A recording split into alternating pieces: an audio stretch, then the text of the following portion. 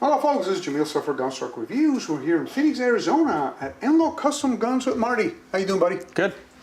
Hey Marty, so what's the dirtiest gun you ever seen? Oh, I've seen probably a duck hunter's gun. Okay, yeah, those are... How about if I told you how bad this Glock 23 second gen was? Mm-hmm. We're going to flash pictures on the screen of how much rust, dust, dirt, grime, the front and rear sights were completely annihilated. They were gone. Mm-hmm. And at first I was going to bring it to you for inspection, but I said, I'm not going to bring this to Marty because he's going to slap me, probably. So what I did is, I mean, it was so dirty, you couldn't even rag the slide back and forth. It was like crunchy, crispy, and nasty. So I completely took it apart the best I could, stuck it in the ultrasonic cleaner with Lucas oil, ultrasonic fluid / bore cleaner. Okay. They sell it in different sizes. I had the half a gallon thing. I poured it in the ultrasonic cleaner, stripped it, dunked it in there, turned it on, and walked away. Came back 2 hours later. There was crap floating in the...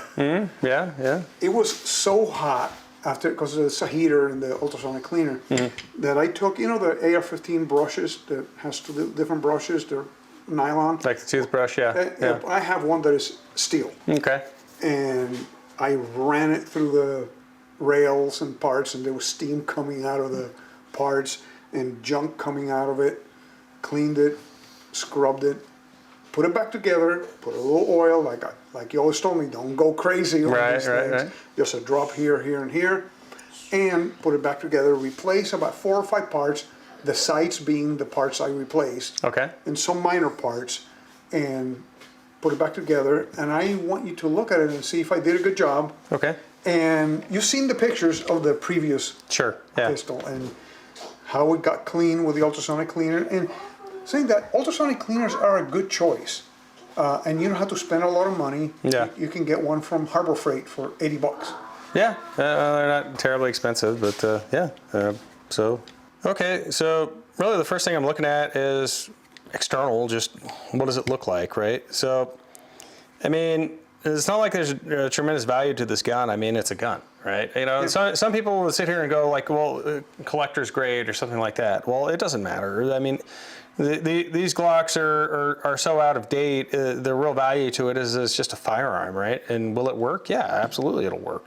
You know, if you need a gun, this is a gun, right? And you're saying that this was bought at auction, right? Which I can't imagine it had a steep price, but you know, it's 40 Smith & Wesson, right?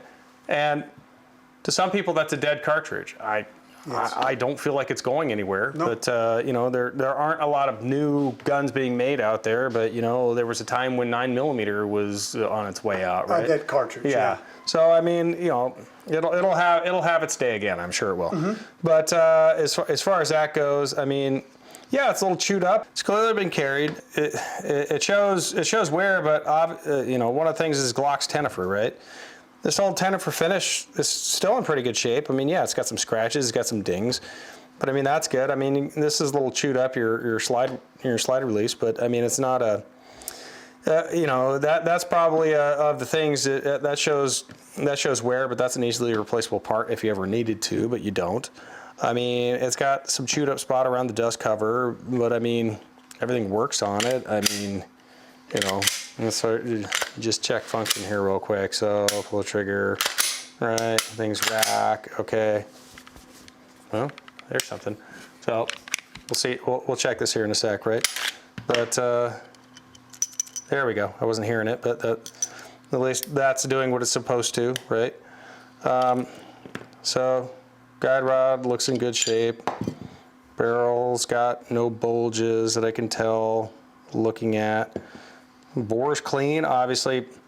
You know, it's got a little wear because it's 40, so it's a little harder on the locking lugs itself. But you know, it's not the worst thing in the world, and it's still in good shape, totally shootable.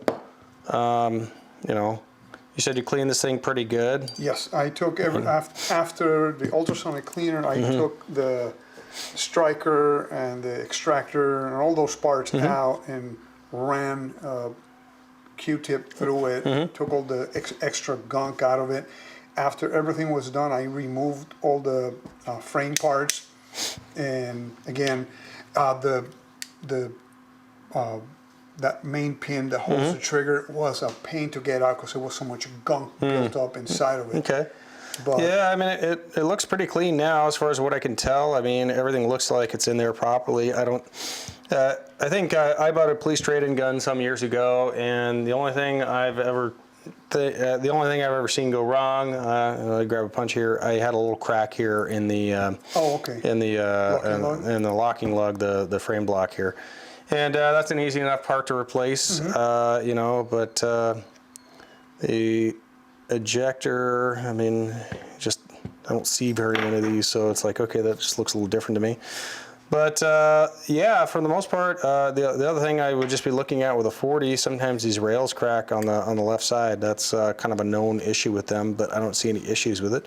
But yeah, I mean, aside from it's a little scratched up, I mean, the thing looks in good shape. I mean, like I say, your striker's floating back and forth correctly. I would look at the extractor here to make sure that it doesn't have any chips or dings or any of that type of stuff. That mainly if that goes, but no, everything looks pretty good on it. I don't see anything that would give me any pause or concern about it, right? so would you be at all against folks buying a pistol, like buying auction, or as long as you inspect them? Well, so long as you inspect them, but every gun's that way. So every gun that you're ever going to buy at auction, I mean, you know, it runs that potential. You know, it's like a great example is eBay parts, right?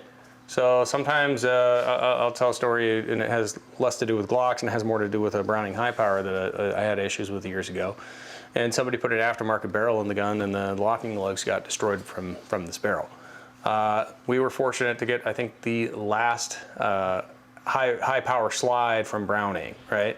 And it had a ridiculous cost that went with it. And the option was okay, after that, it's like, well, do you get something off of eBay? Well, what if eBay had the exact same problem? You know, you bought an old part that way. And I'm not saying that, you know, everything's that way, but it's a little scary when you realize that that's the potential. The upside with the Glock, anyway, is that, okay, there's lots of aftermarket stuff for this. I mean, you could run you could go the frame itself. You could keep that. Let's say most of the stuff went bad. I could get just about anything for this frame, and then for the most part, let's say you get a new slide, like a Gen 3 slide. It'll go on here, and all it will go on here. You could convert it to 9mm, or stick with 40. Or, you know, even, and obviously you can't go Gen 4, Gen 5, but there's a lot of stuff out there that you could still run this, and it would be a perfectly shootable gun.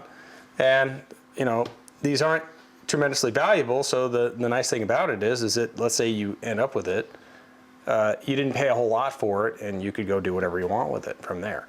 Yeah, So, my buddy picked that one up on an auction, and I received it for him, and I showed him. He picked up two of them, a 17 and a 23, or no, a 22 and a 23. The 22 was in serviceable, good condition. This thing was filthy. It was horrible. Yeah. I mean, as you've seen in the pictures. Yeah. And after all the work, I replaced the sights. It's like I thought that it was, but I wanted you to look at it and give me thumbs up. Yeah.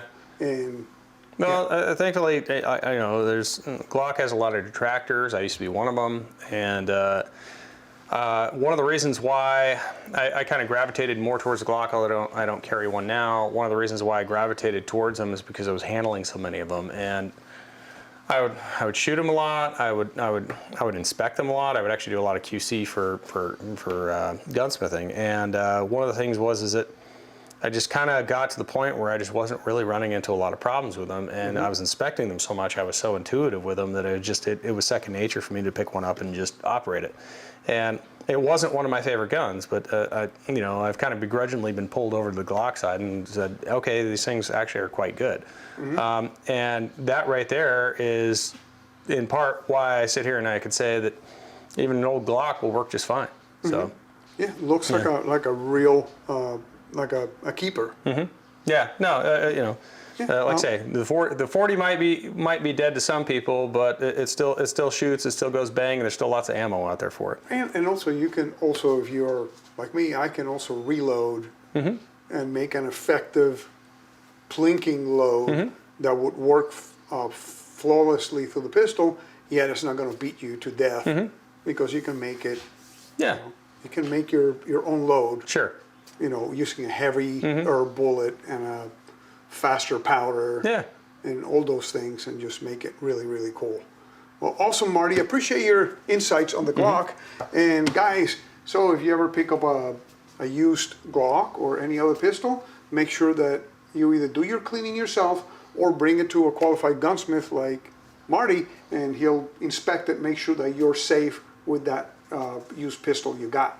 And like always, please like this video, share this video, and subscribe to the channel. And please remain healthy, stay safe, and definitely have fun on the range.